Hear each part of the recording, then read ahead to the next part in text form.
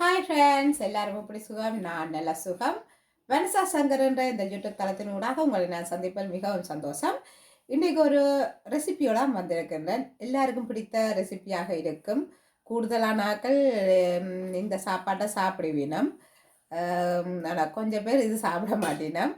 என்ன ரெசிபின்னு உங்களுக்கு தெரியுமா? இன்றைக்கி மாட்டீரை கறி வைக்க போகிறேன். நான் இந்த இதிலெல்லாம் காட்டக்கூடாது, எனக்கு அதை பற்றி தெரியல. அதனால் நான் மூடிக்கொண்டு இதன்றேன். இதான் வெட்டி வருகுது, வெட்டி பதப்படுத்தி வருகுது. நான் இந்த மாட்டீரலை இன்றைக்கி மாட்டீரை பிரட்டல் வைக்க போகிறேன். அப்போ வாங்குவோம், நாங்கள் வீடியோக்கள் போகலாம். இது ஏற்கனவே வெட்டி சின்ன சின்ன பீஸுகளாக இருக்குது. இருந்தாலும் நான் இன்னும் கொஞ்சம் சின்னதாக வெட்ட போகிறேன். வாருங்கள், வீடியோக்கள் போவோம். வெட்ட போகிறேன். ஏற்கனவே வெட்டி இருக்குதான், இருந்தாலும் கொஞ்சம் பெருசாக இருக்கும் அப்பளடாக்கு. நான் கொஞ்சம் சின்னதாக வெட்ட போகிறேன். சின்ன சின்ன பீஸுகளாக இருந்தால் தான் பார்க்கும்போதும் ஒரு வடிவாக இருக்கும். ஆகலம் பெருசாக இருந்தாலும் அது பார்க்க மாட்டீரல் கறியும் நல்ல டேஸ்ட்டுன்னு தான் சொல்கிறவா. நானும் சாப்பிட்றேன். இது பிள்ளைகளுக்காண்டியும் என்னுடைய கணவருக்காண்டி தான் நான் இதை செய்கிறேன். நான் அப்போ மாட்டீரல் கறியின் டேஸ்ட்டுன்னா சுரவைக்கு தேவைப்படுற சாப்பாடுகளை நாங்கள் சமைச்சு கொடுத்து தான் ஆகணும். ஏனெண்டா நாங்கள் சாப்பிடாட்டிக்கும் மற்றவைக்கு நாங்கள் என்னுடைய வீட்டில் இருக்கிறவைக்கு நான் செய்து கொடுக்குறேன்னா. இது பாருங்க, நான் இப்போ சின்ன சின்ன பீஸ்களாக வெட்டி கொண்டு இருக்கின்றேன். இது 483 கிராம் இவ்வளவும் தான் வந்தது. அந்த இறைச்சி இதுக்கு இஞ்சி, மஞ்சள், உப்பு, தூள் எல்லாம் போட்டு நான் பிரட்ட போகிறேன். வாங்க பார்க்கலாம். முதலாவதாக நான் ஒரு இஞ்சி அளவு இந்த துண்டு எடுத்திருக்கின்றேன். இதை நல்லா நான் சீவ வேணும். கரை சீவுற இந்த தட்டெல்லாம், இந்த சின்ன பக்கத்தெல்லாம் நான் சீவ போகிறேன். நான் துருவினதில் இவ்வளவு வந்திருக்குது. அதையும் போட்டுட்டு மற்ற உள்ளி ஒரு பூண்டு அப்படியே உடைச்சி எடுத்திருக்கேன். ஒரு பூண்டு அப்படியே அதையும் துருவி எடுக்க போகிறேன். இதுலேயே பாருங்க, இப்போ உள்ளியும் எல்லாம் நான் துருவி எடுத்துட்டேன். இப்படி இப்போ நாங்கள் மிக்ஸ் பண்ணி கலந்து விடைக்க நல்லா சேரும் இறைச்சியில். அப்போ அதால் நான் துருவி எடுத்தேன். இஞ்சி விழுது உள்ளி இந்த ரெண்டையும் நான் கரைச்சியோட தட்டால் நல்லா நான் சீவி இருக்கிறேன். இதுக்கு 1 டீஸ்பூன் உப்பு போட போகிறேன். உப்பு போட்டு நல்லா கலக்கணும். உப்பும் போடணும். உப்பு அடுத்தது நான் தூள் போட போகிறேன். இங்கே இதுக்குள்ளேயே எல்லா மசாலா தூள்களும் பெறுகிறது. நான் அப்போ இந்த தூளையே போடுறேன். 1 கரண்டி தூள் போட போகிறேன்.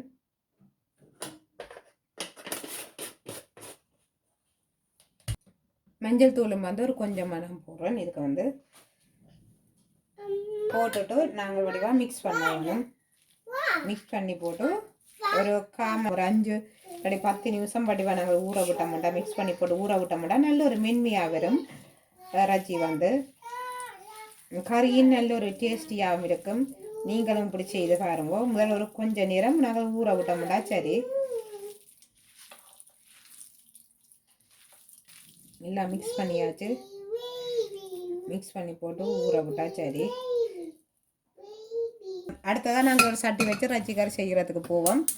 முதலாவது அடுப்பை சூடாக்குவோம். சூடாக்கி போட்டு அதுக்கு பிறகு ஒன்றாக செய்வோம். சூடாகினோடனே நான் இப்போ எண்ணெயை விட போகிறேன். இது சூரியகாந்தி எண்ணெய். தேவையான பொருட்கள் பெருஞ்சீரகம், மற்ற நான் வெங்காயம் சின்ன வெட்டி இருக்கிறேன். மற்ற கறிவேப்பிலை இருக்குது. முதலாவதாக நான் பெருஞ்சீரகம் போடுறேன். கொஞ்சமாக பெருஞ்சீரகத்தை போட்டுட்டு அதை மிக்ஸ் பண்ணிவிட்டு அடுத்ததாக நம்ம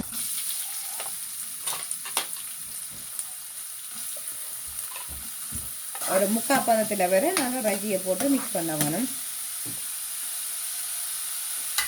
கராம்பு இதெல்லாம் நான் இப்போ போடையில் நான் அதெல்லாம் ஒரு தூளாக அடித்து வச்சுருக்கேன். நார்மலாக குளிர் நாடுகளில் குளிருக்கு எங்களோட உடம்பை தாங்கி பிடிக்கும்னு சொல்லி எல்லாருமே கூட பேர் இந்த மாட்டிறைச்சி, மாட்டீரல், மற்ற ஆடு, பண்டி இறைச்சின்னு சொல்லி எல்லா வகையான இறைச்சி வகைகளையும் சாப்பிட்றவ. அப்போ அதனால் நீங்களும் செய்ய விரும்பினா இதே மெத்தடில் செய்யுங்க. இப்போ நான் வந்து பாருங்க ரஜ்ஜியை போட்டு பிறட்டா சரியாக இருக்கும். இப்போ பாருங்க நல்ல ஒரு கோல்டன் ப்ரௌனில் வந்து கொண்டு இருக்குது, முக்கால் பதத்தில் வந்துட்டுது. இந்த பதத்தில் வச்சு நான் இப்போ இந்த ரஜ்ஜியை போட போகிறேன். ரஜ்ஜியை போட்டு இதாண்டு பதக்க போகிறேன். கொஞ்சம் வதங்க விட்டுட்டு பிறகு தான் நான் தண்ணி ஊற்றி நான் அதில் விடுவேன்.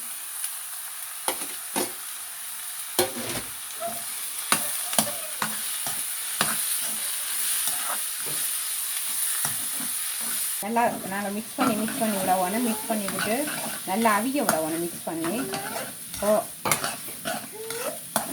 பண்ணி விட்டால் தான் நல்லா அவியும்.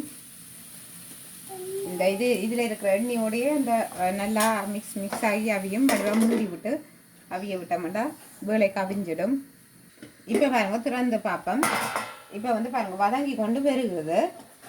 இதில் நான் கொஞ்சம் கொடுத்து தண்ணி இன்னும் விடையில. இந்த ரஜ்ஜி நாங்கள் கழுவின அந்த தண்ணி அதில் இருக்கிற தண்ணியிலேயே அவிஞ்சு கொண்டு இருக்குது. இந்த ரஜ்ஜி வந்து இன்னும் நான் தண்ணி விடையில. நார்மலாக நாங்கள் வதக்கும் போது கொஞ்சம் அந்த விட்ட கொஞ்சம் எண்ணெயும் அந்த தண்ணியிலையும் தான் இப்போ அவிஞ்சு கொண்டு இருக்குது. நாங்கள் எண்ணெயும் இதுக்கு கணக்க விட தேவையில்லை. கொஞ்சம் எண்ணெயாக நாங்கள் வதக்கும் போது விட்டால் போதும். நான் இப்போ தண்ணி விடையில. நான் ஒரு கொஞ்சத்தாலாம் நான் தண்ணி விட போகிறேன். இப்போ அவிஞ்சு கொண்டு வருகுது. அதே நேரம் வந்து இதுக்குள்ளே இருக்கிற அந்த தண்ணியும் பற்றி கொண்டு வருகுது. அதுக்கு பிறகு தான் நான் தண்ணி விடுவேன். நான் பாருங்க இந்த கோப்பைக்கு இந்த ரஜ்ஜி மசாலா இந்த நான் போட்டு வச்ச இந்த கோப்பைக்கு தண்ணி எடுத்து வச்சுருக்கிறேன். அதை அப்படியே விடுறதுக்கு ரெடியாக வச்சுருக்கிறேன். அதே நேரம் வந்து மசாலா தூளும் வந்து நான் ரெடி பண்ணி வச்சுருக்கிறேன். நார்மலாக இது 1.5 கரண்டி மசாலா தூள் எடுத்து வச்சுருக்கேன். நான் வந்து மசாலா தூள் செய்து வச்சுருக்கிறேன். நார்மலாக நாங்கள் ரஜ்ஜி கறி செய்யக்க இப்போ உடனே தான் சில பேர் செய்வின மசாலா தூளான்னு சொல்லி. ஆனால் நான் அப்படி செய்யாமல் நான் முதலே செய்து போட்டு டின்னொண்டுக்க போட்டு நல்லா இறுகி மூடி வச்சுருக்கிறது என்னடா காட்டு போகாதபடி அந்த மசாலா தூள் தான். இது வந்து 1 டீஸ்பூன் நான் எடுத்து வச்சுருக்கிறேன்.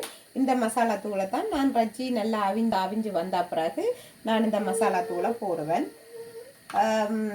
இந்த மசாலா தூளுக்கு வந்து பெருஞ்சீரகம், பட்டை, நசிப்பு மற்ற இன்னும் கொஞ்சம் பொருட்கள் போட்டு செய்கிறது. நான் அதை வந்து உங்களுக்கு அடுத்தடுத்த வீடியோவில் இந்த மசாலா தூள் என்ன மாதிரி செய்கிறேன். அதாவது எங்கள்ட யாழ்ப்பாண முறையில் செய்கிற மசாலா தூள் வந்து எங்கள்ட அம்மா அப்படித்தான் செய்து வைக்கிறவா. நாங்களும் அதே மாதிரி தான் செய்கிறோம். ஆனால் இது வந்து எங்களுக்கு சுகமாக இருக்கிறது. உடனே செய்கிறத பார்க்க முதலே நாங்கள் செய்து ஸ்ட்ரோக் பண்ணி வச்சு இருந்துட்டோம்னா நாங்கள் எந்த ரஜ்ஜி கறி வச்சானா படவரண்டு நாங்கள் அதை செய்து முடிக்கலாம். இல்லாட்டிக்கு இதுக்கே ஒரு கொஞ்சம் நேரம் ஆகும். நாங்கள் ஒவ்வொன்று செய்து முடித்து இதண்டாவே எங்களுக்கு நேரம் பத்தாமல் இருக்கும். ஆனால் இதண்டா இப்போ சீக்கிரம் முடிச்சுடலாம். நீங்களும் இப்படி செய்து பாருங்க. நான் அடுத்தடுத்த வீடியோக்களில் உங்களுக்கு நான் போடுவேன். மசாலா தூள் என்னென்னு செய்கிறேன்னு சொல்லி மசாலா தூள் நான் செய்து காட்டுறேன். நீங்களும் அப்படியே செய்யுங்கள். நல்ல ஒரு வாசமாக இருக்கும். உண்மையே வாசம் அப்படி ஒரு வாசனையாக இருக்கும். நல்ல அந்த வாசனையே போதும் ரஜ்ஜி கறிக்கு. அப்படி ஒரு வாசனை கோழிக்கு.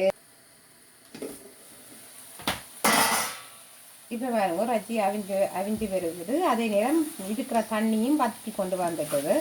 இந்த டைமில் நான் இந்த தண்ணியையும் சேர்க்க போகிறேன். இந்த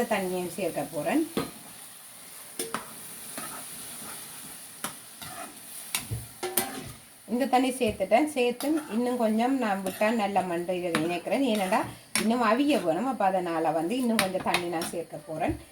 இந்த ரஜ்ஜியை வந்து மூடி நிற்கணும். இந்த தண்ணி வந்து மூடி நின்றா போதும். அவ்வளோதான் கணக்கு.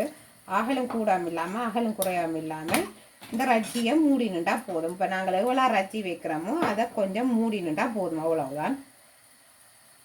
ஏனென்றால் இஞ்சி உள்ளியெல்லாம் போட்டதால் வந்து நல்லா நல்ல வேகமாக அவியும். நல்லா அவிஞ்சு வரும்.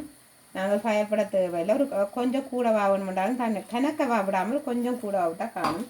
அதாவது இந்த ரஜ்ஜியை குறைச்சி விட்டால் நல்லா கணக்காக அவிஞ்சு கொண்டு வருவார். அவிஞ்சு கொண்டு வர முக்கால் பதத்தில் நான் இந்த மசாலா தூளை போட வேணும். அந்த முக்கால்வாசி பதத்தில் தான் இந்த கருவேப்பு மிளகாய் போடுவேன். இப்போ இல்லை கொஞ்சம் நேரம் எடுக்கணும். இந்த ரஜ்ஜி அவியணும். அது மட்டும் நாங்கள் மூடி வைக்கணும். இதை வந்து நல்ல ஒரு டேஸ்ட்டுன்னு சொல்லி சமைச்சு கொடுத்தா சாப்பிடுவீனம். நீங்களும் உங்களோட வீடுகளில் சமைச்சு கொடுங்க. எல்லாருமே விரும்பி சாப்பிடுவீங்க. இப்போ நாங்கள் சாப்பிட்டாட்டிக்கும் பரவாயில்ல. இப்போ வீட்டில் இருக்கிற வரைக்கும் நாங்கள் சமைச்சு கொடுக்கலாம். நார்மலாக அவை விரும்பிச்சினோம்னா நாங்கள் அவைக்கு சமைச்சு கொடுக்கலாம். என்னுடைய வீட்டில் வந்து நான் சாப்பிட்றேல. நான் என்னுடைய பிள்ளைகள் என்னுடைய கணவர் சாப்பிட்றவ. அதைக்காண்டி நாங்கள் இது செய்து கொடுக்கலாம். இப்போ பாருங்க அவிஞ்சு கொண்டு வருவது. இப்போ நாங்கள் இந்த டைம் வந்து இனி மசாலா தூளை போடுவோம். இந்த மசாலா தூள் பாருங்க நல்லொரு வடிவான நல்லொரு வடிவாக இருக்கு. அதே நேரம் வந்து நல்ல ஒரு வாசம். 1.5 டீஸ்பூன் மசாலா தூள். அதே நேரம் வந்து கருவேப்பிலையும் ஒரு கொஞ்சம் போடுறேன். மிக்ஸ் பண்ணி விட்டோம்னா சரி. இனி நல்லா கணக்காக அவிஞ்சு நல்ல ஒரு கிட்டட்டெல்லாம் வந்துடும்.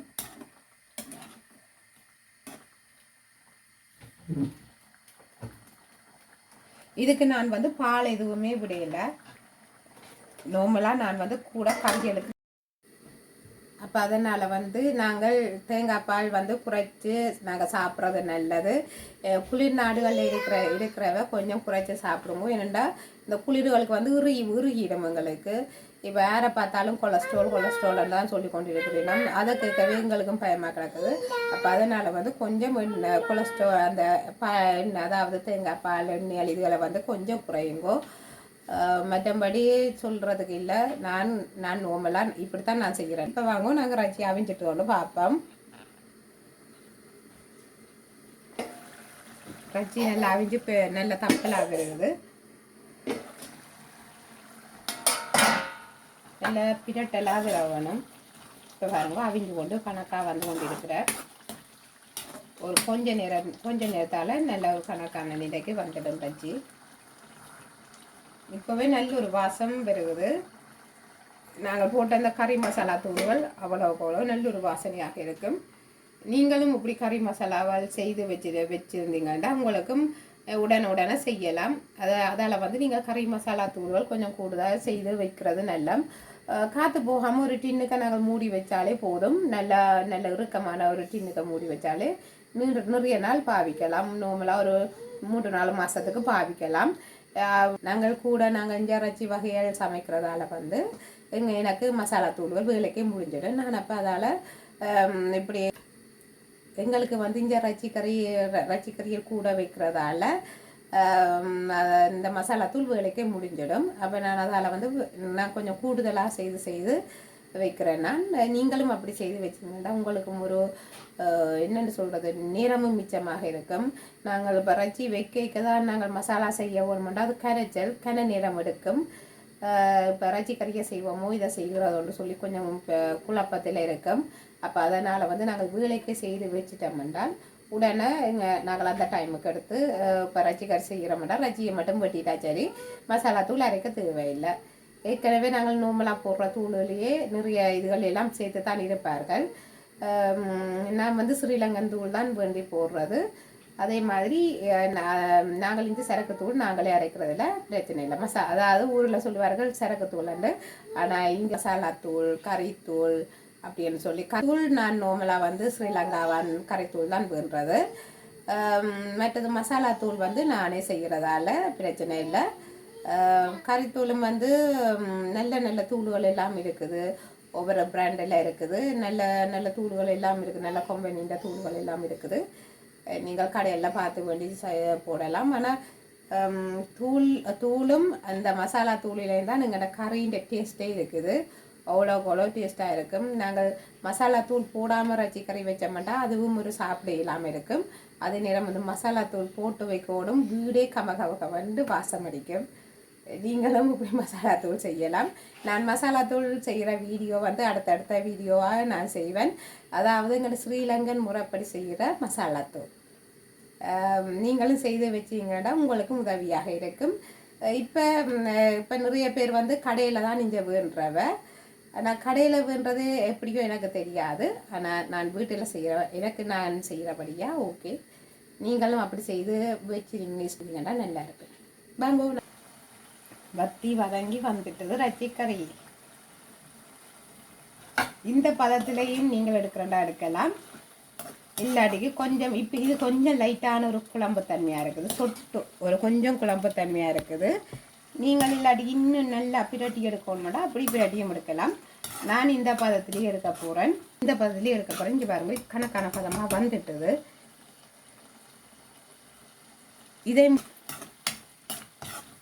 நல்ல இதாக எடுக்க ஒன்றுடா. ஆனால் இன்னும் நல்லா நாங்கள் வத்த விட்டு எடுக்கிறோண்டாலும் எடுக்கலாம். எனக்கு இதே ஓகேயா இருக்குது. இது பாருங்க, இதே ஓகேயா இருக்குது எனக்கு. நீங்கள் வத்த விட்டு எடுக்கிறண்டாலும் எடுக்கலாம், நல்லா பிரட்டி எடுக்கிறண்டாலும் எடுக்கலாம். ஆனால் இதுவும் ஓகேயா வந்துட்டுது. இருந்தாலும் ஒரு 5 நிமிஷம் விடுவோம். 5 நிமிஷம் ஆயிட்டது. இப்போ பார்ப்போம்.